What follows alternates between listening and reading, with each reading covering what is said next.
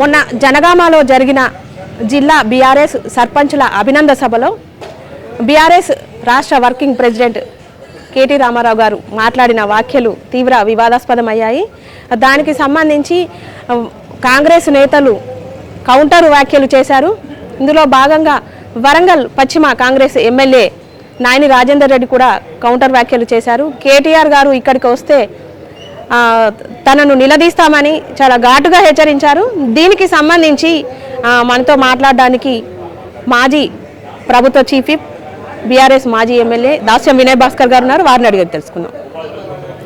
చెప్పండి అన్న, నాయని రాజేందర్ రెడ్డి మాట్లాడిన వ్యాఖ్యలను మీరు ఎలా స్వీకరిస్తారు? ఒక అవులాగాడో బేకర్ గాడో గిరూట్ గాడో జోకర్ గారు మాట్లాడేదాన్ని నేనేం స్పందిస్తా, కానీ ప్రజలు స్పందించే సమయం ఆసన్నమైంది.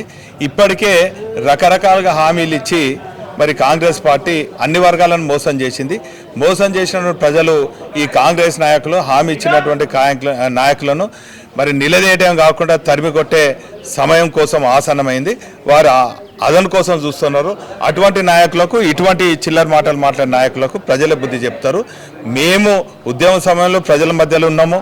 తెలంగాణ మరి సాధించిన తర్వాత ప్రజల మధ్యలో ఉండి సంక్షేమ అభివృద్ధి కార్యక్రమాలు ప్రజలకు అందించడం, అదేవిధంగా బాధ్యత ఉన్న ప్రతిపక్ష పార్టీగా ప్రజల మధ్యలో ఉన్నాం. మేము ఎప్పటికీ కూడా ఈ గులాబీ జెండా, గులాబీ సైనికులుగా మేము ప్రజా సమస్యలపైన పోరాడతాం తప్ప ఈ చిల్లర మాటలకు మేము సమాధానం చెప్పాం. ఏదేమైనప్పుడు కూడా తెలంగాణ పోరాటం చేసినటువంటి వ్యక్తిగా, తెలంగాణ సాధించినటువంటి వ్యక్తిగా, తెలంగాణ ఐటీని అభివృద్ధి చేసిన వ్యక్తిగా, తెలంగాణ యువతకు అనేక మరి కార్యక్రమాలు చేసిన వ్యక్తిగా, తెలంగాణ ప్రాంతాన్ని అభివృద్ధి చేసిన వ్యక్తిగా, ముఖ్యంగా వరంగల్ నగరాన్ని అన్ని రంగాలలో అభివృద్ధి చేయడమే కాకుండా వరంగల్కు మరి నిరుద్యోగ యువకులకు ఐటీ ఉద్యోగాలు ఇప్పించిన వ్యక్తిగా ఎప్పుడు ఏ సమయంలో కూడా మరి కేటీఆర్ గారు వచ్చినా వరంగల్ ప్రజలు స్వాగతం పలుకుతారు. ఇటువంటి చిల్లర మాటలకు సమాధానం చెప్పే మరి మేము చెప్పాము. సరైన రీతిలో మరి ప్రజల బుద్ధి చెప్తారని సందర్భంగా తెలియజేస్తాం. అంటే ఒక ఉద్యమ నేత తెలంగాణ రాష్ట్రాన్ని సాధించిన మాజీ సీఎం కేసీఆర్ మీద ఇప్పుడు ప్రస్తుత సీఎం రేవంత్ రెడ్డి చేస్తున్న దుర్భాషలను ఎట్లా స్వీకరిస్తారు? అది కరెక్టేనా? అసలు పొలిటికల్గా ఇట్లాంటి లాంగ్వేజ్ వాడడం కరెక్టేనా? మేము ఉద్యమ సమయంలో 14 ఏళ్ల పాటు ప్రజల మధ్యలో ఉన్నాం. మరి ప్రభుత్వం వచ్చిన తర్వాత 10 ఏళ్ల పాటు ఉన్నాం. ఎప్పుడు కూడా ప్రతిపక్ష నాయకులపైన కక్షపూరితంగా మరి వివరించలేదు. ఇటువంటి మరి ప్రజా సంక్షేమ పథకాలు మరి ప్రజల మధ్య తీసుకొచ్చి ప్రజల అభిమానం చూరగొన్నాం తప్ప ఇటువంటి చిల్లర మాటలకు శ్రీకారం చుట్టింది కాంగ్రెస్ పార్టీ. ఖచ్చితంగా ప్రజలు ఈ కాంగ్రెస్ నాయకులకు చిల్లర మాటలు మాట్లాడే నాయకులను ఖచ్చితంగా రాజకీయ సమాధి చేస్తారు. సమయం వస్తే ఖచ్చితంగా గతంలో మైబాద్ రాళ్ళు, మైమగల రాళ్లతో ఎట్లా బుద్ధి చెప్పిండ్రో ఆ తీరుగానే ఇటువంటి చిల్లరగాన్లకు బుద్ధి చెప్తారు. రాష్ట్రంలో బీఆర్ఎస్ స్వల్ప మెజారిటీతో ఓడినప్పటికీ కూడా మొన్న సర్పంచ్ ఎన్నికల్లో కాంగ్రెస్కు గుబులు పుట్టించారు. ఇప్పుడు రానున్న మున్సిపల్ ఎన్నికల్లో ఎట్లా ఉంటుంది?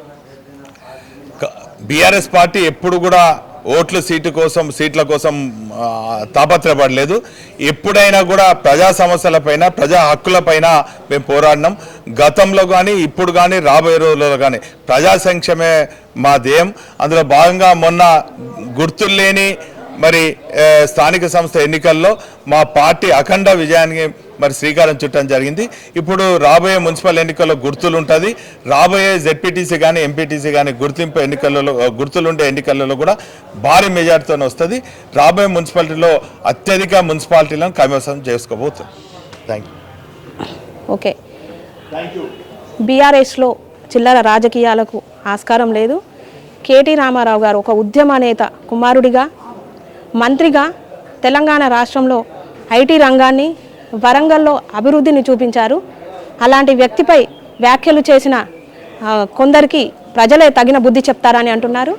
ఇక మొన్న సర్పంచ్ ఎన్నికల్లో తమకంటూ ఒక మార్కు వేసుకున్న బీఆర్ఎస్ రానున్న మున్సిపల్ ఎన్నికల్లో కూడా ఖచ్చితంగా కాంగ్రెస్కు గుబులు పుట్టించే విధంగానే ఉండబోతుందని చెప్తున్నారు ప్రభుత్వ మాజీ చీఫ్ విప్ దాస్యం వినయ్ భాస్కర్ గారు.